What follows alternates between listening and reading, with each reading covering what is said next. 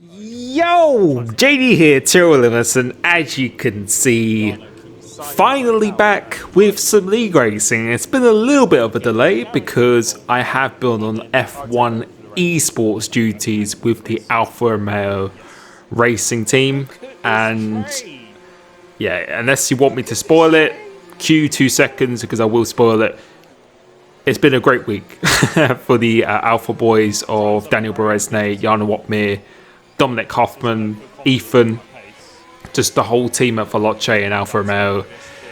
It was a dream start to the campaign completely. So, but this race was actually last Monday, so it was the day before I went to F1 Esports. So a lot of my focus was being with the boys, watching them play rather than me play myself. But we are arriving at Monaco, and I think I put the standings at the beginning of this video. I think I'm in P4 at the moment, and it's been an incredibly up and down season so far. Had a podium in quite a few races, but when I'm not on the podium, I seem to not get good points or no points. So yeah, it's been a tough one, and coming into this race, yeah, normally I don't get a chance to really prepare, but for this one I just didn't feel ready for it at all. I really just wasn't going in with any confidence, and I try and be positive and stuff, but around here it's before in the previous games I actually probably enjoyed it more. I just find in this game with the engine braking not being any existent, which I really relied on around this track, and just the cars being wider and faster, it just doesn't suit my style. And it's this corner right here is the worst one for me, this one here. So going into here, turning almost 90 degrees each way, being quite slow, I need to improve that in my driving for sure, because the first sector is really, really good. You can see we did a 17.8 first sector in this lap, and this lap is not actually going too badly. I was actually pretty satisfied with this, to be honest, because coming into this, my PB was like an 8.5 or something like that online. So to come across the line, we do an 8.2, which it's pretty respectable, and I know I can gain a lot more time. So to pull that out of the bag for me, I was actually quite happy about, and that put me enough for P6. And if we just had another 10th and a bit, that could have even been top 3. So yeah, I wasn't too displeased with that. So moving on to a formation lap, my strategy for this race was just to, like I always do at Monaco, just to try and not get any damage, any penalties. And typically if you do that, you normally have a good race. And just a pre-warning, this is going to be a long video because I really want to showcase my suffering and frustration going into this. So we've got 5 lights here, and as they go out, we get a pretty decent start, and that's very important because you can see Jonas has actually been pipped by T10 Chats. They've already made a little bit of contact, so one corner there is always some contact, and I think it's inevitable around this track.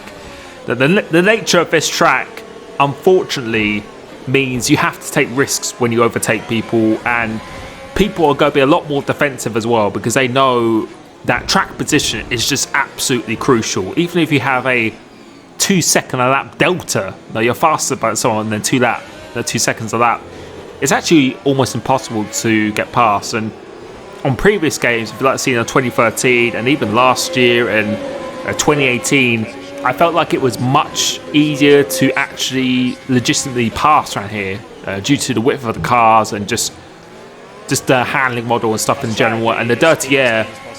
I've said it quite a few times before, it's quite easy to stay in the DRS zone of someone, but to get within half a second of someone and be glued to the back of them, I find it's really, really hard on this game. So yeah, especially around here on 2020, Monaco track position is absolutely vital, and Pinecone is very, very fast around here, same with JQB.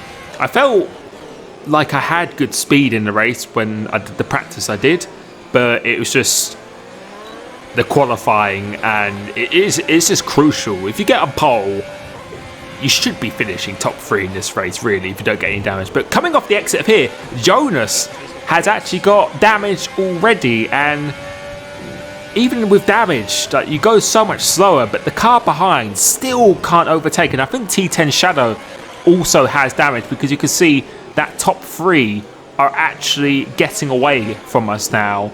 And you can see someone that's actually pitted behind me. I think that is, I'm not sure who that is. I think that was BGG Smasher who's actually pitted.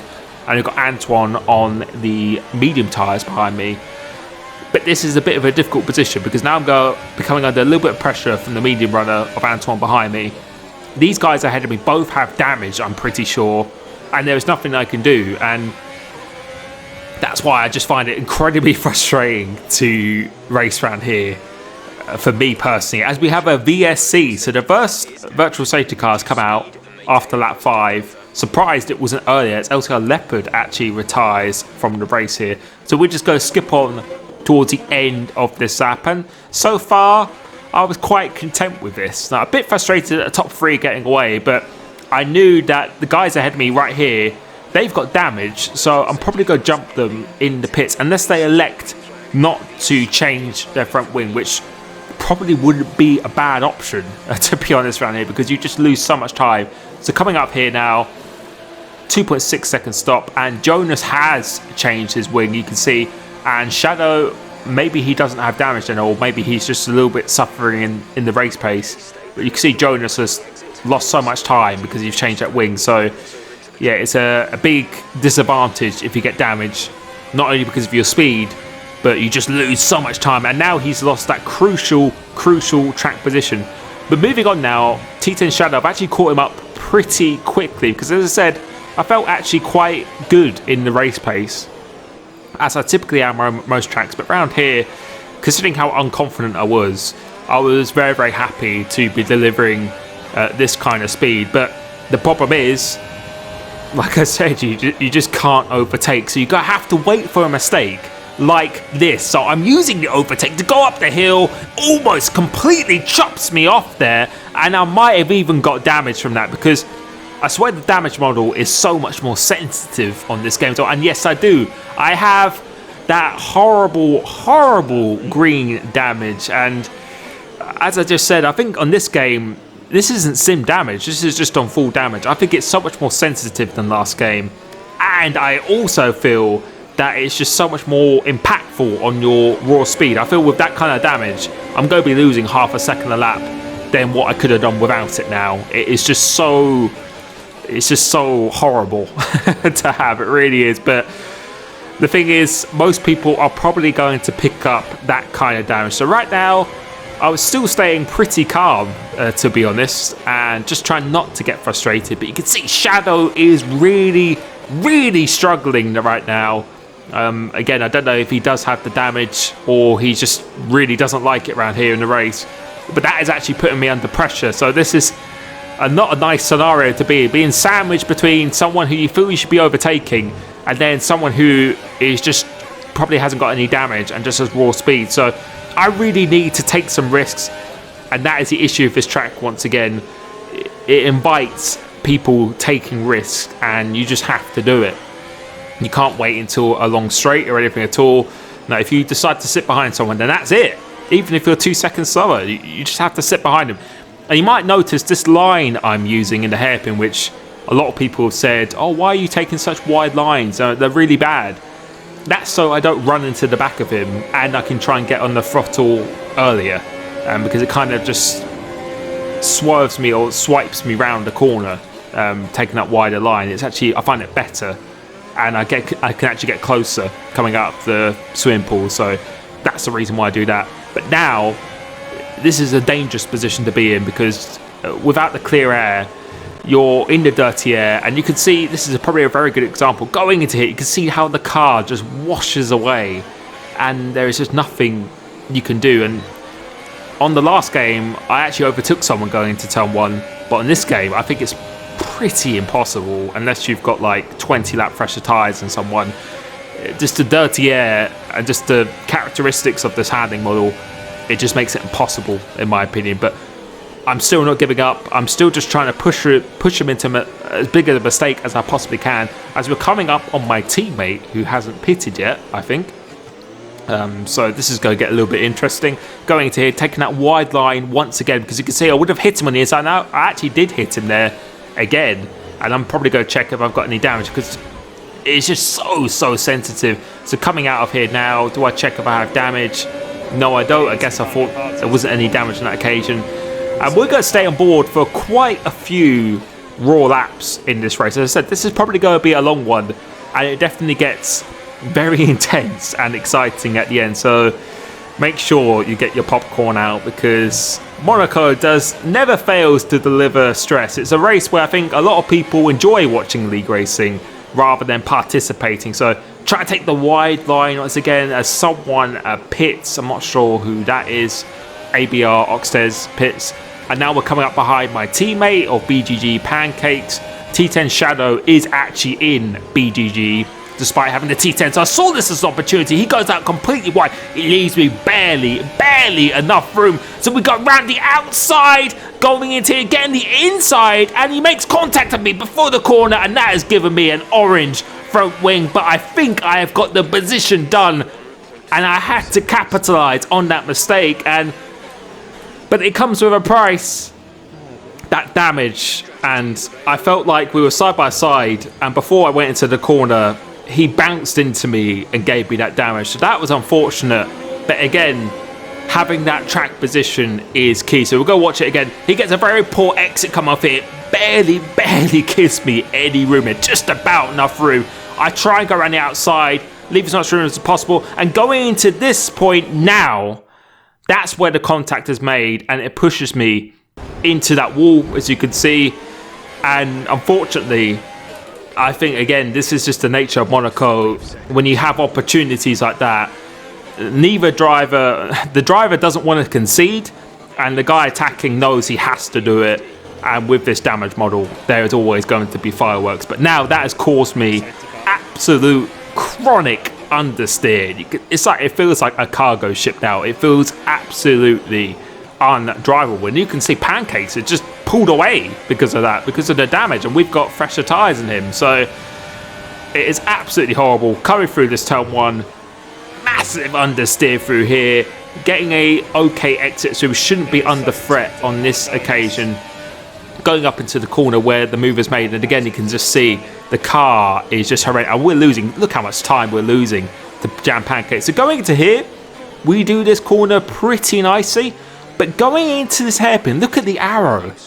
The red arrow goes down my inside of T10 Shadow, and going through into here, he clips the back, he pushes me into the wall there, and that has now given me even more damage. I don't know what was going on there, and again, this track just invites chaos and drama. But on my screen, I just got pushed into the wall, and he clipped the rear of my car, and I just couldn't get unstuck from his car pretty much. And this is another thing I want to talk about. And again, I always try and be positive, but this is just something I noticed, and hopefully something I can explain to people when they watch me live. On this occasion, this race here, I felt like I dealt with things very calmly. I think a lot of people would probably be going mental in that situation, and I was actually quite happy with my response, where right now I was just still laser focused on just trying to get the best result I can. But I think what people have to understand is at times, as T10 Shadow actually retired, and he just leaves the session after that as well, which is good. But I think people fail to realise at times when you're watching someone live, and this isn't just for myself, but this is for other people who I see get flack for it, is I think it's okay for people to get frustrated. They're allowed to get frustrated, especially when it's a live thing. It's an instinctive reaction, and you know, to the people who don't know, to Formula 1 drivers who lose their engine and stuff and don't say anything, then I haven't seen too many of those drivers and stuff. It's good to be modest and stuff, but I think to show your raw emotion is not a bad thing, and I think that's something I won't apologise for, because I think you always want to see the real person at the time. It's good to be as calm as possible and to not get personal and stuff in the heat of the moment, but to showcase your frustration, I don't think it's always a bad thing. But we decided to catch up on a little bit of traffic here, and again, I think considering what's happened so far, It's almost losing my voice. I think we dealt with it pretty well, but over time, which you might see in a league race later this week when I release it at Monaco again, you can see sometimes the frustration just catches up with you, and people just like to vent things out, unfortunately, and you can only be patient and calm for so long. It's just human nature. But you can see that SSR Bobbers decided to let me go, which was very, very nice. And now I'm coming up to ABR Oxtes on the mediums, and I think I have the freshest tyres out of everyone in this race so far. And you could see from the previous laps, we caught up people incredibly quickly, as Jonas has now actually pitted for the mediums, so now he is the fastest man on track here. But we're catching up to these people very quickly. But as I said before, even if you're so much faster, over 2 seconds a lap faster than someone, it's still incredibly hard to actually overtake her. But the Haas actually pulls over, and that is just an absolute godsend to me. And the pace that we're doing here, and considering other people are going to be on older tyres and they might have damage and stuff, we have a chance to still do so well in this race. But we have now come up on Sparks F1, who we have had a few incidents with before. He's had quite a few incidents with other people, and I think it's fair to say that he is a driver that does not like to give up a position no matter what, to be honest. Even if he hasn't pitted, he still fights it like it's a last lap, which, no, I give him credit for, and full respect, to be honest. He's completely entitled to do whatever he wants to do. But I think sometimes you cause yourself more, both of the drivers involved, more damage than you benefiting. So he's on the older, harder tyre, and I don't know if he has pitted yet. I think he might have actually pitted at the moment, so he is going to the end of the race. So he does not need to move out of the way or anything at all, which I see people saying in the chat. But no, what he's doing right here is absolutely no problem, because Monaco is just so hard to overtake. And again, we're probably going to stay on board for quite a few laps here, just to showcase of how frustrating and difficult it is to overtake Man's track. And right now, I'm just trying to put him under as much pressure as possible, just completely feel his mirrors with the Alfa Romeo front wing and the indicator arrow pure red at all times, as I'm literally pushing around this corner, but trying to get a good line through here. And you can just see with the dirty air and the traction, he is always going to get on the throttle slightly earlier than me. And coming up through here, decided not to use any overtake to try and bait him into using some, but it looks like he hasn't used any either. And I think the best opportunity is probably going to be going up this hill or coming up the tunnel into the swimming pool chicane, whichever chicane that's called. Definitely no option to go down the inside here like T10 Shadow did on me, which I think was just, I have no words for. But he did apologise to me after this race, to be fair, so it's all good from my side. But coming off here, I feel this is probably one of my best opportunities to try to use the overtake button, but he parks it in the middle of the track, and there is literally nothing you could do. Literally catching him over 2 seconds a lap. Once you get to the back of someone, you just can't do anything. And I think if ABR behind me did the same thing, then it would probably be a very similar story. I just wouldn't be able to overtake him. And as a result of this, it's getting me a little bit more frustrated, because this is really killing my race, to be honest. Because if I could have got past him, I think we'd have been way up the road already, and we would have been catching the likes of BRL Perondi as we make a little bit of contact with him, which he broke quite early for, and I probably broke a little bit late as well. So I wasn't going to overtake him if I got a run on him going up here. But thankfully, I don't think I got any damage. But yeah, this is so frustrating, because this is killing my race. You can see there's a whole group of cars ahead of me, 3 people ahead of me, and people ahead of them could have damage and stuff as well. And I don't have any damage at this point, I don't think. This is absolutely killing my race. So I have to get past him as soon as I can if I want to get any sort of decent points. So now this is the best run I've had so far. So pulling out to the right hand side, going down into here, trying to make the move, and there is just no room for 2 cars going through there. The cars are too wide. There is no room here, and he's just going incredibly slow, so I don't know if he's feeling the pressure a little bit more or just the hard tyres are going off ever so slightly, because he might have pitted very early to make a little bit more contact of him once again. So we have so much more rotation speed, but we just can't get the traction as early as he does. And amazingly, we still don't have any damage so far. So going into it, being really aggressive again, I know I really need to step on it as much as I can now, because if I can clear him, we have a chance of getting big points. I really did believe that. But also have to watch out for Jonas, who's caught us by over 10 seconds in the last few laps. That just shows you how much faster we could be going right here. So taking the wide line once again, just to try and get in the throttle early. You can see how close we are as a result of doing that. And we're just trying to be as close as we possibly can. And I don't think we are as close on this occasion here. But I'm still going to try it again, but decide to turn it off because there's just no room. There is no room. There is no room for 2 cars going around this track. I think there's room for 1.5 cars at absolute maximum. So going through it here, really pushing him round this swimming pool section, just trying to put him under as much pressure as possible. But unless you get a better exit, there is nothing you can do. Even going down the inside here is not an option on this game. It really isn't. As we come across my teammate once again. So I don't know if he is still on those same tyres or something. I have no idea. He must be. But coming through into turn 1, Sparks has a little look at my teammate, which pushes him out wide. Sparks goes past him. It goes past him up the hill. And my teammate doesn't really make it too easy for me. It's a big risk of me getting damaged. So I go around the outside. He didn't make it easy for me, but he could have made it a lot harder as well, to be fair. So luckily we got through that unscathed. But going towards the start of lap 27, being very aggressive again.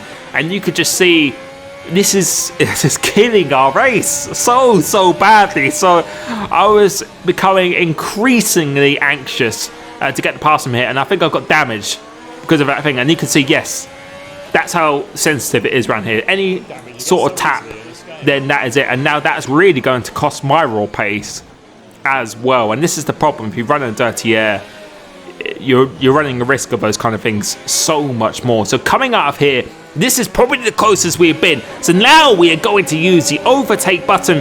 Going to the right hand side, he's leaving just enough room going to. So we try the same move once again, but again there is no room for 2 cars. So we're going to go side by side once again.